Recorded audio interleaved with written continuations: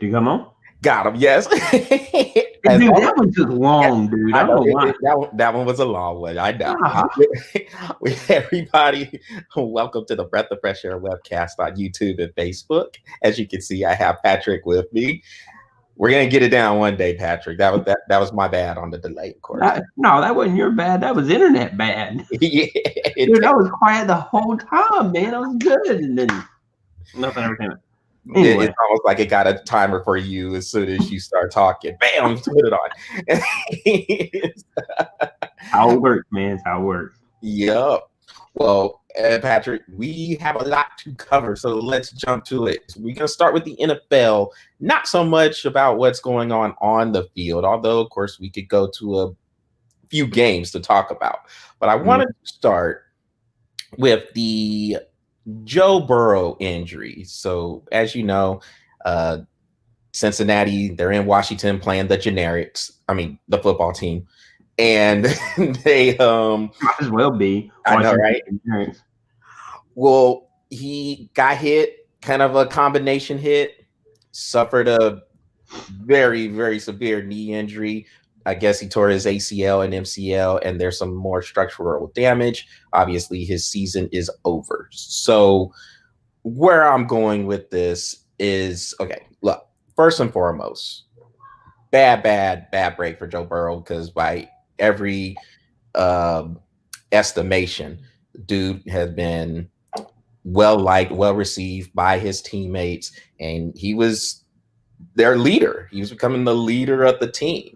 So now we'll see how he recovers from this injury as it moves on to the future. But he was playing well, considering he was on the Bengals, putting up some numbers, maybe on a track to be Rookie of the Year or Offensive Rookie of the Year.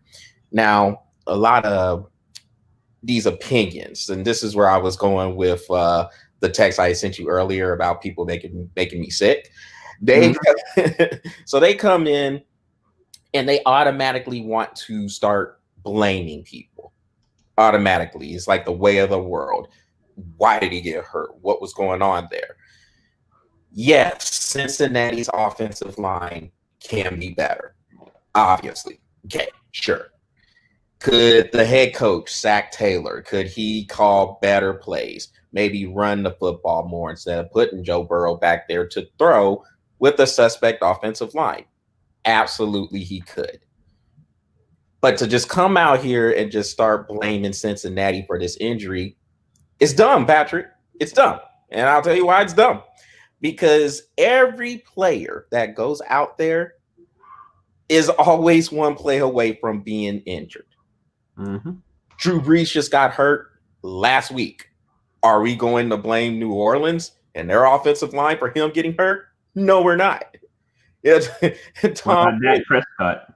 Yeah, Dak Prescott, same thing. We blaming Dallas's offensive line and all that for him getting hurt? No. I'll even go back to Tom Brady when he got hurt, when he suffered a torn ACL or whatever the ligament was he tore, when he got hit in the knee back in 2008.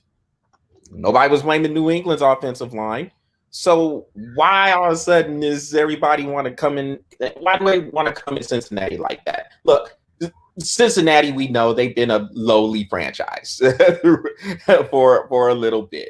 I get that. I understand that. But to come and just blame Cincinnati for him getting hurt, nah, man. I can't get with that. That's where I'm drawing my imaginary line there. No, that's dumb. It's a stupid statement to me. That's when you draw your line in the sand. They can easily be covered up. Yeah. Mm-hmm.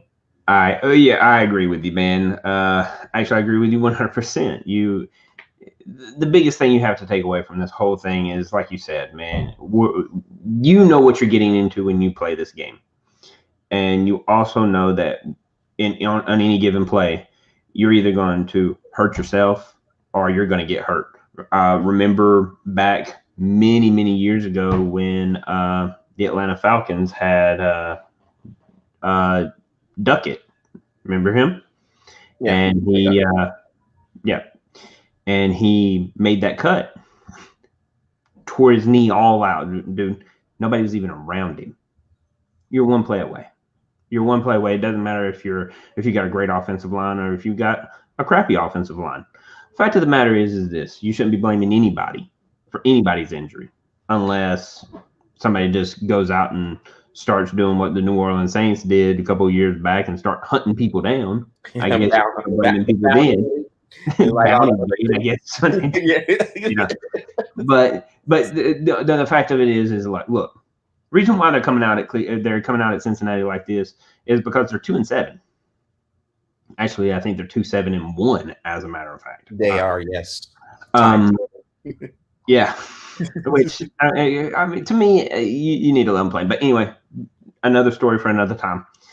But they're 2-7-1, and that's the reason why they're coming out, because Joe Burrow had that crazy season last year with LSU, throwing 81% of completion passes. The list goes on and on for records he broke last year, and then he steps into Cincinnati and they're expecting the same thing. I'm like, you don't expect the same thing.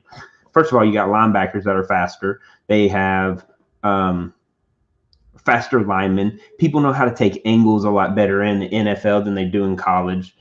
And then on top of that, you have much more depth, different. You have these people that are playing 5, 6, and sometimes even 7 years together. So it's like exactly what this player is doing before he even does it. So people know how to hit holes better. People know how to hit cuts better. It's just you're playing a faster paced game. So you shouldn't expect Joe Burrow to come out here and do what he did last year. He's a rookie. He has a lot to learn.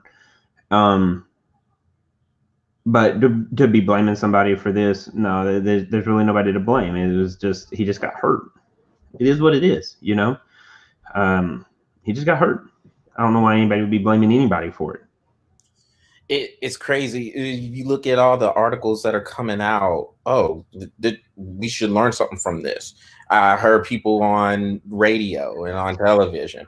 Oh yeah, Cincinnati, that they surrounded him with nothing. This is their fault. You know what? Again, Cincinnati's been a lowly franchise for a while, so you got to start somewhere. And you wanted to go quarterback to start that rebuilding process. Well, all right, you obviously know if you're going to do that, you have to get the offensive line. We all know nothing happens on the field without the offensive line. Again, if you want to say the coach could have called some plays to help Joe Burrow out to where he didn't throw as much, okay, cool, fair enough. But he is a rookie. He shouldn't be throwing 40 times a game anyway. Yeah, but to blame him. Oh, to blame him. I mean, it's stupid. And to blame the front office, yes, we know, again, Cincinnati's offense, their front office, hadn't done the best about evaluating talent. But again, to go and blame them for him getting hurt is tone deaf.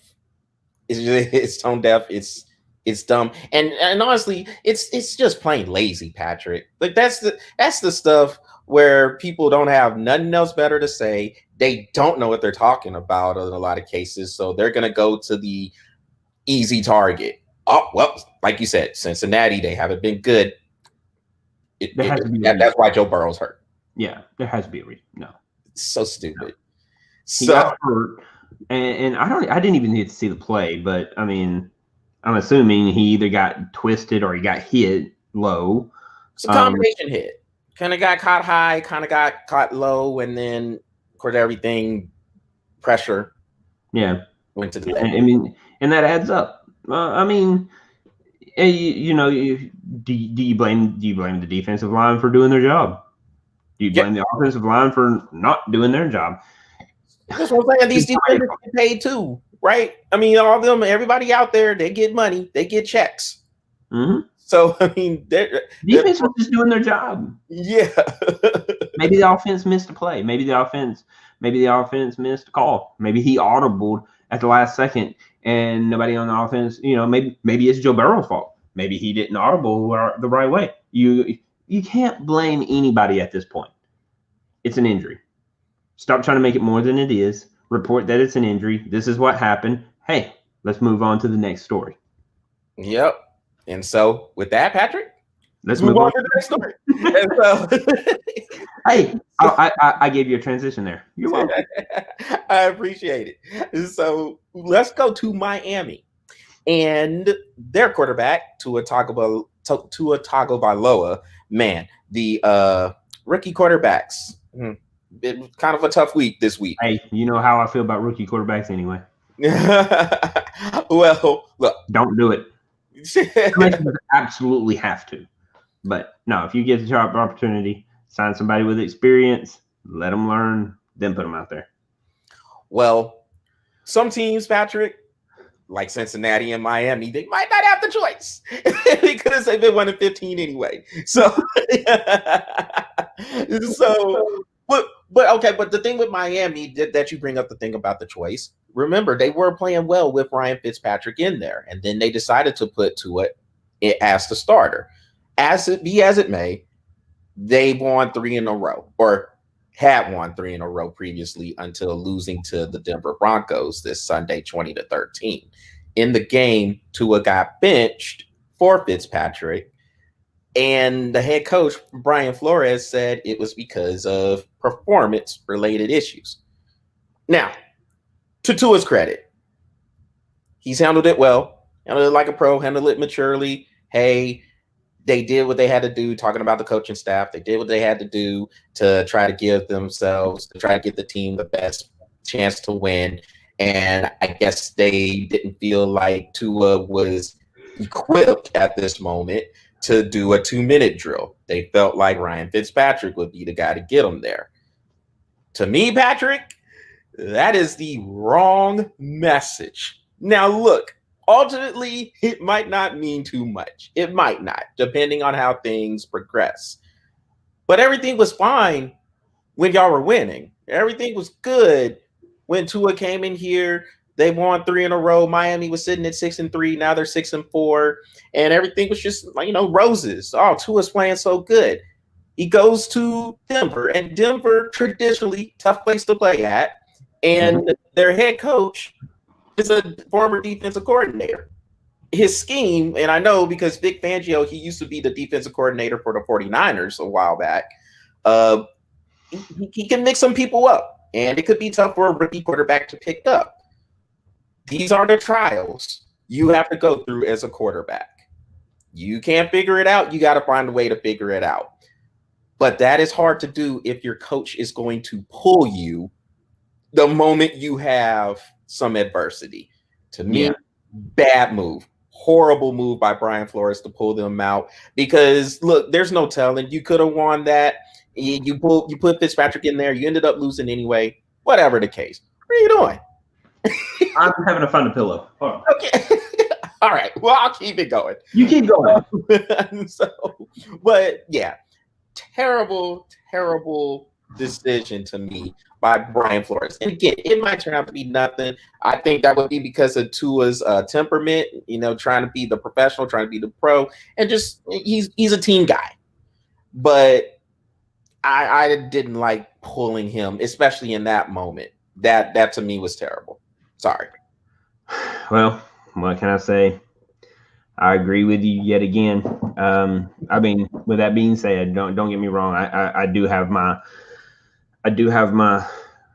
feelings and my thoughts about rookie quarterbacks to begin with. But absolutely, the fact of the matter is that you put him in for a reason, and you felt that he was going to give you the best opportunity to win.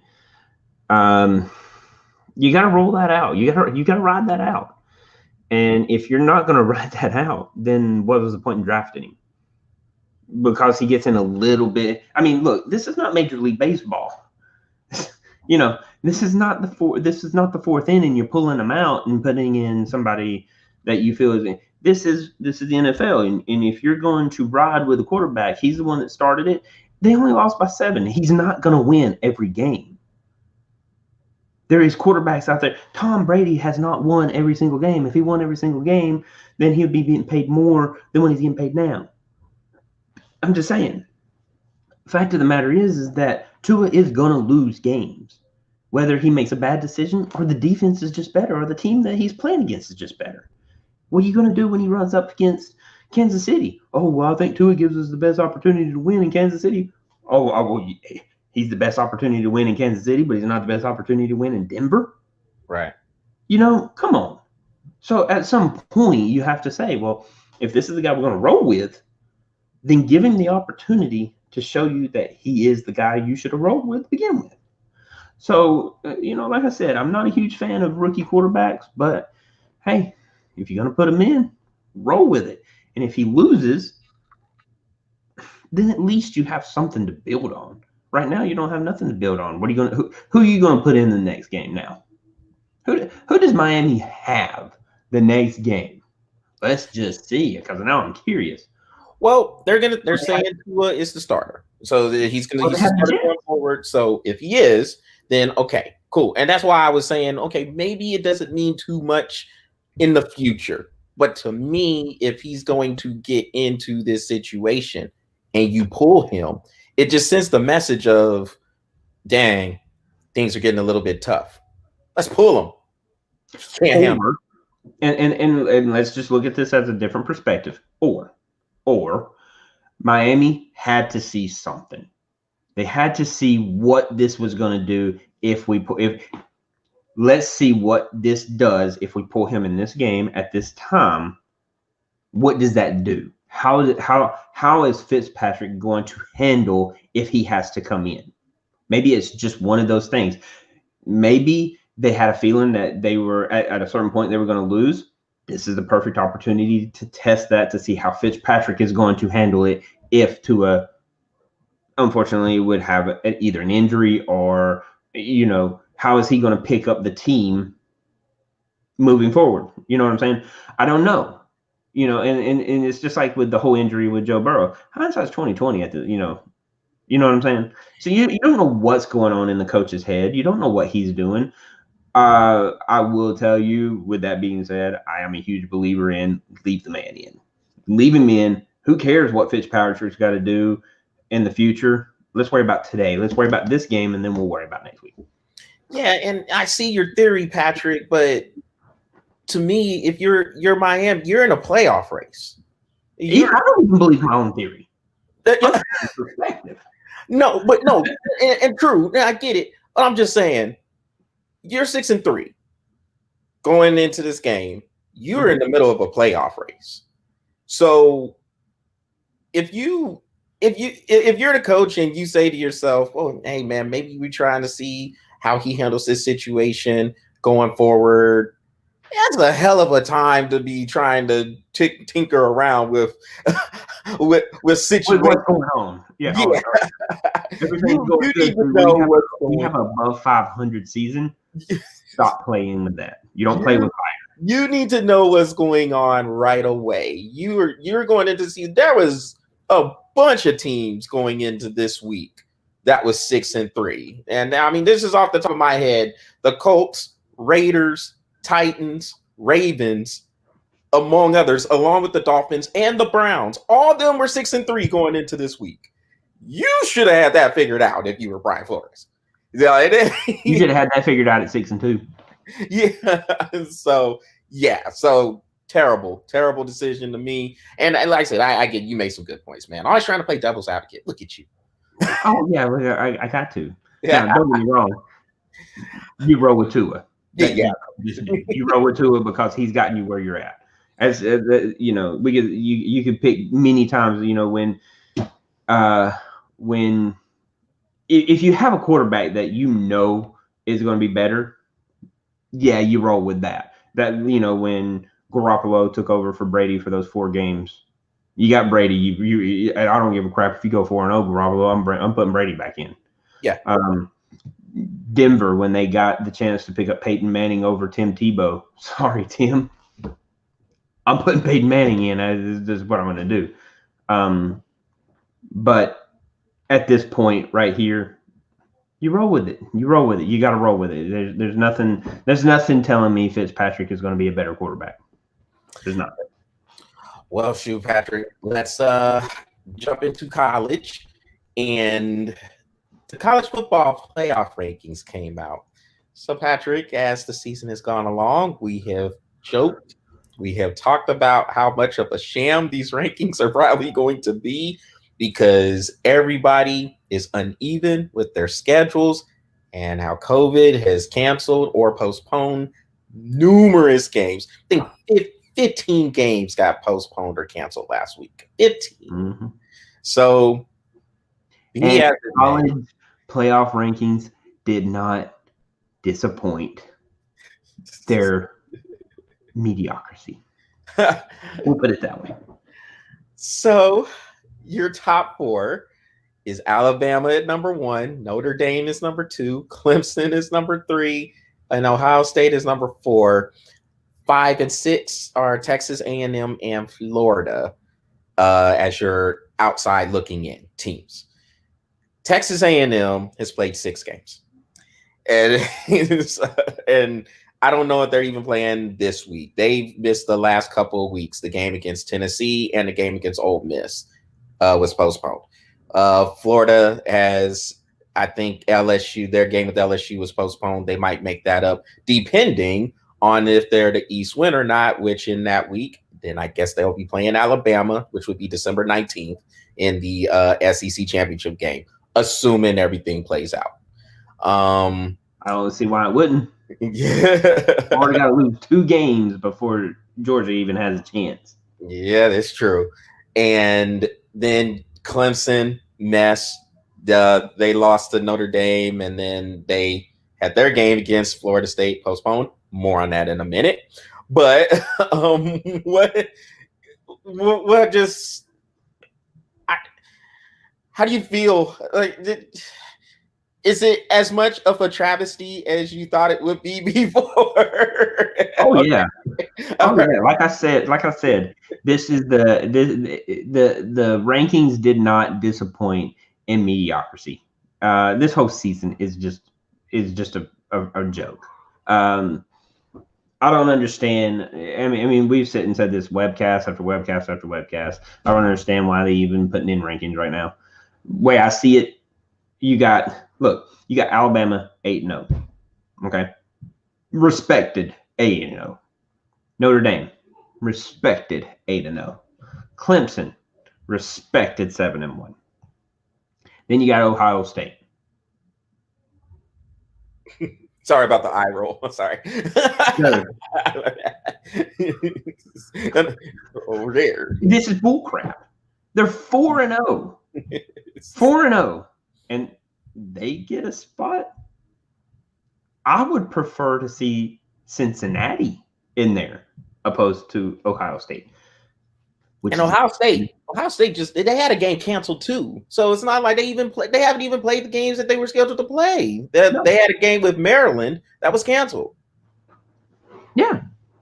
So and like I said, Cincinnati's 8-0. I respect that far more than the 4-0 Ohio State team.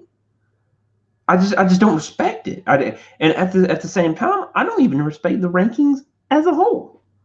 Because I mean, there's so many games I respect. Let's put it this way: I respect a 6-2 Oklahoma over a 4-0 Ohio State. Yeah, no, absolutely, because they played. Ohio State did not. So why do they even deserve a top 4 ranking at right now? My kids are going crazy next door in his room. They just keep pounding on the wall. It's driving me crazy. I'm like, I really want to get up and just knock on the window. I'm like, hey, stop it over there. Hey, it's all good. It's live TV. Don't worry about it. But I respect all of these teams far more. A BYU 9-0, a 9-0 BYU, and they're number 14. And they're number 14. They should not be number 14. They're 9-0. They played their games. If you do not play your game, you drop. Period. No, yes, I got you. All right, cool. Hey, you can still hear right over there. Hey. So being live. You know it. And look, and here's the thing, Patrick. So you had you mentioned BYU. So BYU is an independent, of course, just like Notre Dame's supposedly independent, but they just said we'll join the ACC for the year. But whatever. Another stop it for another day. Hey. BYU though. because they're playing in the ACC, look at where they're at. No. They have to take note of this. Yeah, absolutely. Absolutely. And, but the thing is, they joined the conference because they knew there were going to be some games lost because of their independency. So they said, you know what, look, we're going to go ahead. We're going to think. You're just going to think off the whim because, well, hell, everything else has been off the whim. And so we'll just play the ACC. Half of our games are with the ACC anyway. So screw it. Let's see if we can just get the whole schedule on there. Good on them for thinking that way. Mm-hmm. BYU, same thing. BYU had a schedule set, but because a lot of the teams that were on there went to conference only scheduling, then they had to scramble to find some teams that would play. And I don't think they should be penalized for that. To me, it seems like you're penalizing them for the quality of competition they had to replace those other teams with. Which is really the only year you should be disqualifying quality of competition at all anyway. No, especially not in this year. Just play the game. Yeah. And let that be your competition.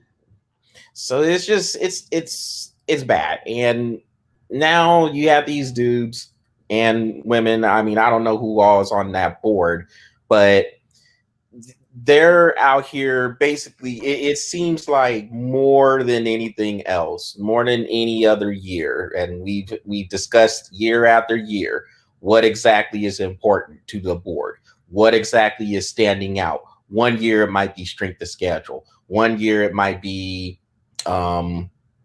did quality win. Yeah, quality wins or just whatever. It's just it's always something different, it seems like. Oh, did this team win the conference this convincingly? Whatever. It's always something. What did they do last year? Yeah. And that has played a role in a couple of games. It has. And so now it just seems like, just looking at this the way these rankings came out, totally going with just Power 5 conferences. You're going to have Ohio State in here after being a 4-0 team, and the Big 10 went and they canceled and then brought it back. But you're going to keep them in there just because. It's not right. It's not right at all. And so I think there has to be some serious evaluations going forward with how they're going to do this thing. I mean, look, I don't mind the human element. I feel like the human element is needed. Yeah, it is needed. But damn, can we be sensible? Yeah, let's be smart about it. Because, like I said, and I'm going to say it one last time, and then we can move on. I respect a 9-0 BYU over a 4-0 Ohio State this year. Now, with that being said, do I respect a BYU team coming like last year over Ohio State? Absolutely not. Ohio State's playing more quality games at that point. But this year, just this year, as much as you can call it a Big Ten quality, but yeah. Well, you know what I mean. Compared to BYU, that is far more quality than, what BYU normally would play, being in an independent. But this year, just this year, you have got to throw out the quality or the strength of schedule. You've got to. Because you got to play the game. And that's one of the things that would have probably been one of the things I would have said at first is if you don't play, you don't get ranked. If you play, moving forward, this is how you get ranked. And at this point, I cannot put an 8-0 Cincinnati team over a 4-0 Ohio State team. Honestly, I couldn't put a 6-1 Florida under a 4-0 Ohio State. And that's not because I'm an SEC fan. That's because it's just point blank Florida's played. Ohio State has not. Like I said, I would put any team, Iowa State, which is 6-2, BYU, 9-0. Those got to go first. Those have to be above Ohio State. Well, speaking of this top four, as we mentioned, we would bring up Clemson later on. Here it is. So Clemson was scheduled to play Florida State in Tallahassee last week or on Saturday. The game got postponed a couple of hours, maybe an hour and a half before they were supposed to start. And the reason being, I guess, is because the doctors or the coaching staffs of both teams couldn't agree on whether to play the game or not. Because I guess Clemson had a player who was showing symptoms, I guess, of COVID. He tested negative Monday. I guess he tested negative on Wednesday, but I guess on Friday he tested positive. He flew down there to Tallahassee with them. And so I guess the doctors, particularly the ones in Florida State, they're like, wait a minute, man. So y'all, man, really? Nah, man, I don't know if we should play.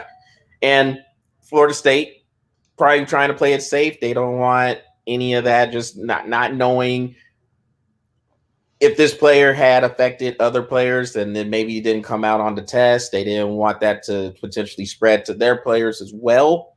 So they just said it was better off maybe not to play. Well, Dabo Swinney, the Clemson head coach, gets loose and says they were scared to play. They were scared to play. They should forfeit the game because they were scared to play. And when I heard this, first of all, Patrick, I said, number one, you knew this player was showing symptoms of this. You found out that he had a positive test. He still flew down there with y'all. That right there is irresponsible. But again, maybe you were scared to play, so you had to bring it out. Yeah. Now, just saying. now, another thing that I didn't bring up when we were just kind of talking off the air. If the Clemson players knew this and they say, yo, man, hey, come on down with us, man. You can support the team with us if you can't play. Then they get what they get. Just like how it was when we were talking about the Dodgers and Justin Turner. If you're a player, you know that this dude had COVID, but you're good with him being around y'all, you get what you get. But yep. but be as it may, man. I've been saying that a lot. Be as it may. It is what it is. That it's irresponsible.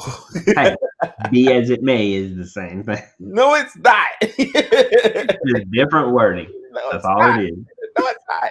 It's the same. At least it's the same. But, be as it may, it's the same. No, it's not. It is what it is, Charles. I'm not going to admit that on the air. Well, you'll admit it off there, and that's all I need. But that's irresponsible right there. And now you're going to come out and basically blast the Florida State staff and the coaching and shoot the team because you're saying they're scared to play. I mean, that's pretty. Come on, Dabo. Come on. You're better. Yeah, I say the same thing, man. Come on. I mean, how would you feel? And it's always about it. How would you feel if a team did that to you? You know what I mean? Yeah. Oh, we're not scared to play. Let's play. We'll play right now. I'll ref the game. Come on, Dabo. You're better than this. It's like this, man. In a season where people are already scared enough to play, the last thing we need is heckling. You know what I mean? Come on. Don't haze this team because they're trying to take precautions to keep everybody safe. I mean, is it any better than bullying? Honestly, that's bullying. That's bullying. And and don't get me wrong. I mean, be as it may, Dabo needs to calm down. He needs to calm down. That is very uncharacteristic of him, and for him to go that route, I'll call it what it is. He's being a little baby. He's being a little baby because he wanted to play, and everybody's trying to take precautions. This year, look, if come next year and everything is finished with COVID, and Florida State goes, well, I don't want to play. By all means, they're afraid to play. This year, just give it the exception. This year is not a year to be going, oh, well, they were just afraid to play. We're trying to keep everybody safe. Dabo, calm down. right, and I mean, if the coach had hopes of maybe rescheduling this game, the Florida State coach, Mike Norvell, I think his name is, he had hopes of maybe playing in December. As a reschedule or whatnot, if they can do it then. I don't know if the Clemson people are about that, but apparently not. Dabo's saying they should just forfeit the game. But look, like you said, they're just trying. People are scared out there. They are. Mm-hmm. Simple. And there's nothing wrong with being scared about this craziness involving this disease. I mean, it seems like you can't turn on anything without hearing about somebody. Oh, he tested positive. Tested positive. She tested positive. Oh, he tested positive. Oh, I my mean, God. right now we're seeing again, and don't get me wrong. To me, I'm not scared of it. I'm not scared of it at all. I'm not wearing a mask, and I won't wear a mask. And that's not a political statement. It's just I just don't feel. I don't feel putting a mask on is going to save my life to a disease or whatever this is, airborne allergen, whatever they classify it nowadays. I have a 99.8% chance that I'm going to live through it. I am not putting on a mask. You can tell me I'm irresponsible if you want to. That's fine. But it's a free country, and I choose to take that risk. And I've been fine. Relatively speaking. Relatively speaking. So, but Dabo needs to calm down a little bit, man. And look, in a year where people are scared, I always tell you, man, it's fine to be scared. It's fine to be scared of this because it is a scary thing. Just don't live in fear of it. That's all I say. Take the certain precautions. I mean, dude, don't get me wrong. I may not wear a mask, but my butt is getting washed every day. My hands get washed probably a good 30 times to 30 to 40 times a day. And I'm constantly hand sanitizing. You know what I'm saying? So with that being said, yeah, I'm handling it in a very responsible way of me not wearing the mask. You know what I'm saying? So none of the stores in Florida where you're at, they don't mandate it? No, it's a recommendation. But again, the recommendations in all of the United States says 6 or more. Well, as long as you stay less than 6, then you're fine. But no, it's not a mandation that says that we were going to do it. And the last thing I read is DeSantis said that I don't care. His words were, I don't care who shuts down America. We will not. We're staying open. So, hey, if we're staying open, I'm good with that. Yeah. So, no, I'm fine. Yeah, I mean, I feel like I do feel like you can keep things open and have the safety measures in there at the same time. I don't think you should have to shut down everything. If you want to scale back a couple of things or whatever, I can understand that. I get it. Mm-hmm. But not a closing. Like, I don't think things should just close down. And look, you talk about the governor of Florida, our governor, same thing. Greg Abbott. Oh, yeah. He was. Both of them said it at the same time. They were like, "We will not close again." Yeah. And Greg I believe him, man. I believe him because they are the governor for Texas, dude. He is as anti-mask as he gets. So the thing was, Patrick, so when this thing first kicked off, they did shut things down. And then they said, all right, we're going to do a gradual opening up. That lasted for maybe a week. And then next thing you know, open everything up. We're like, oh, well, so much for that gradual plan. So, yeah, but that's the thing that you do. That's why you have your state governments and your local governments to do what they feel is safe. But also, look, if people are about trying to be safe and trying to protect a mass body of players, which is what you have with college teams, Dabo coming out here basically saying they're scared to play and they should It's forfeit. uncalled for. It's very It's uncalled. uncalled for, and very honestly, not only is he irresponsible for bringing the player down that it tests positive, he's also very irresponsible for his verbiage. And one of the things that in my businesses that we always try to promote is intelligent verbiage, and that was not intelligent verbiage. No. So, well, Patrick, let's get to the NBA real quick to talk about some of the moves that have been made in free agency. So, a lot of people, well, you know what?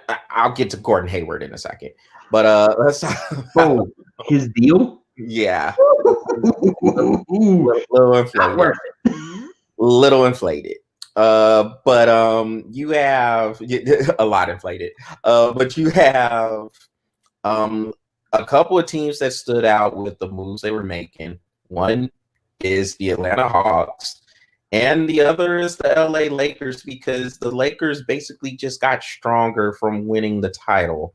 So now you have Montrezl Harrell there, picked up Marc Gasol for a good veteran inside presence, and then you re-sign a few of the people that you had before, like a Kentavious Caldwell-Pope. The Lakers look like they got stronger. They probably be the favorite in the West again.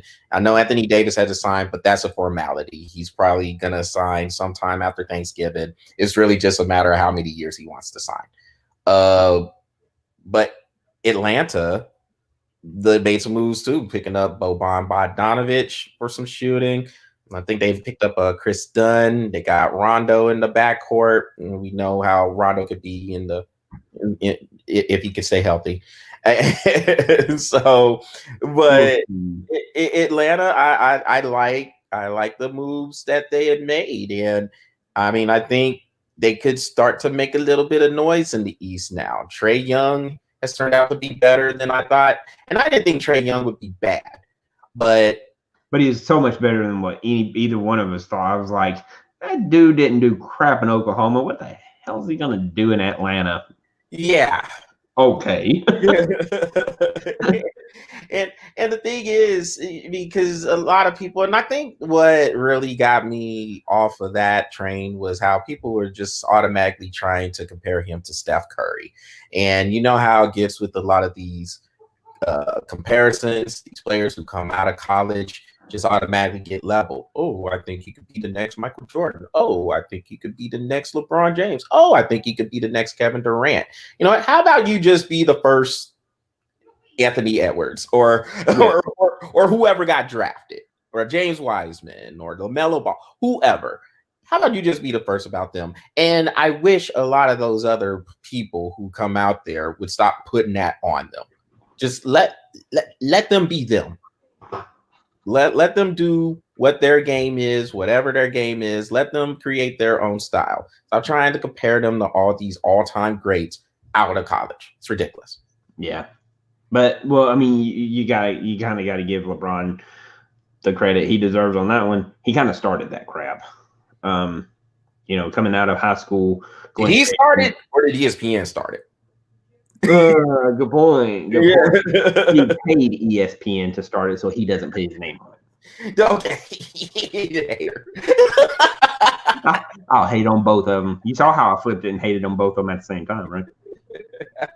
Yes. Can't stand either one of them. Anyway, yeah, I agree, man. Let Edwards be the first Edwards. You know what I'm saying? Let Wiseman be the first Wiseman. Let Ball be the first LaMelo Ball. You know what I mean? Let them play. Let them develop a game before we start comparing them to anybody. And that's one. But the free agency got very interesting after the draft, man. Like, a lot of teams addressed a lot of things that they needed, which was actually kind of refreshing to just see people address what they needed opposed to address what they think they want. You know what I mean? Because everybody, we talked about it. It was like Minnesota, they need somebody that's going to be a little bit more, I guess, durable. And I think Edwards was a better matchup for Minnesota opposed to LaMelo Ball. But then when where Ball went, I can't remember where he went. I just know that he was like Charlotte.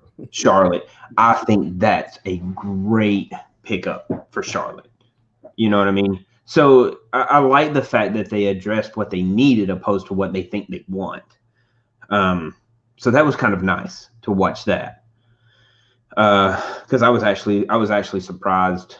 You know, I texted you. I was really surprised that Edwards went first. I thought that he might go second or third, but it was nice to see Minnesota pick up who they need, not who they think they want.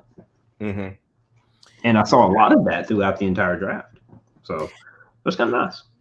It's just it's really condensed, just simply because you had the season. The latest season ended October 11th, I believe, and now you have a new season starting December 22nd.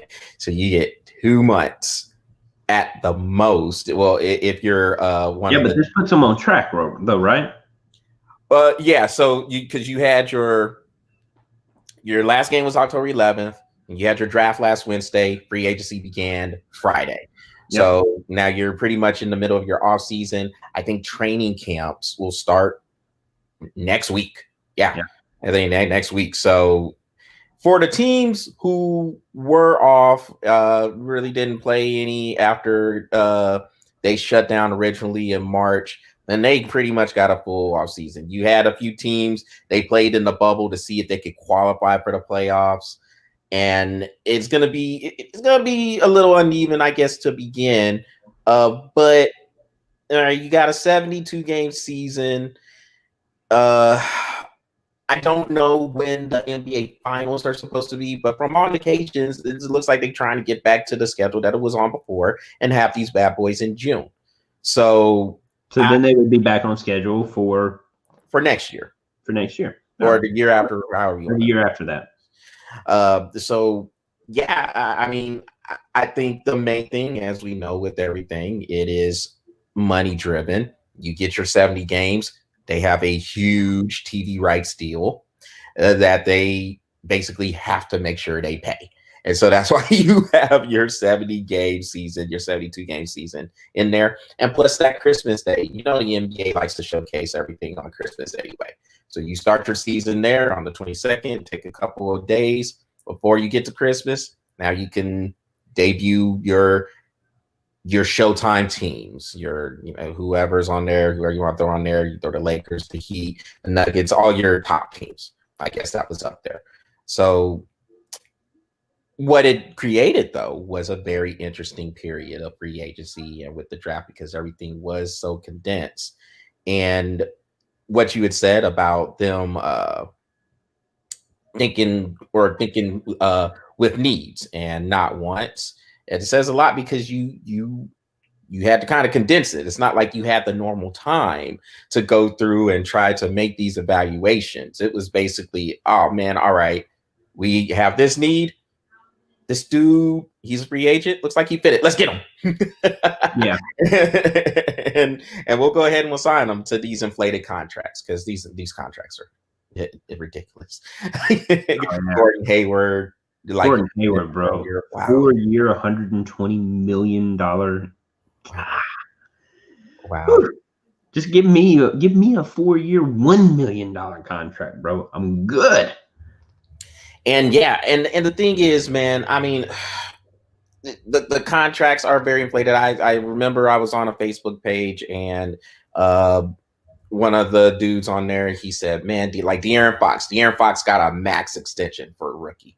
So I think it's around 5 years, $163 million. And I say, we have to remember with these contracts, two things.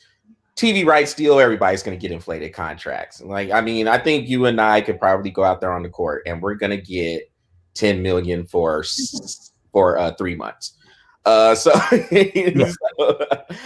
these contracts, because of that TV rights deal, they're very, very inflated. Number two, the contracts that are signed are not as much about what you did in the past as they are about what you think a player is going to give you in the future. So if De'Aaron Fox is that cornerstone, you think as a person in the Sacramento Kings brain trust, if you think this is the guy who's going to take you back to those Chris Webber, Mike Bibby, Paige Stojakovic days, then you sign him. And you kind of have to sign them at that price because it's market value. Yep. So hard to argue with market value. Yeah. So anything before we jump out? No, man, that was it. I'm good. All right. Well, that will wrap up this edition of the Breath of Fresh Air webcast on YouTube and Facebook. Everybody make sure y'all check us out, or excuse me, go to the Breath of Fresh Air YouTube channel. Oh, hit that subscribe button, man. Come on. Yes, smash the subscribe button. Come on now. And you can also keep the likes coming on our Breath of Fresh Air Facebook page. Since this is a condensed week, I will not promise we will do other products throughout the week. Because nope, taking a week off. You get what you do on Tuesday, man. So can't make those promises. Patrick's already calling it. He ain't coming back till next Tuesday. So we'll see. But if we don't do anything else, everybody have a happy and safe Thanksgiving. Be safe, stay smart, do all the things you have to do to keep yourself safe and keep your family safe, and just enjoy the time that you have with them if you are able to go, because things are crazy these days. And so we wish everybody just safe travels, whatever you're going to do, just be safe in everything you do. So with that, we'll wrap it up. And again, everybody, happy Thanksgiving. Happy Thanksgiving.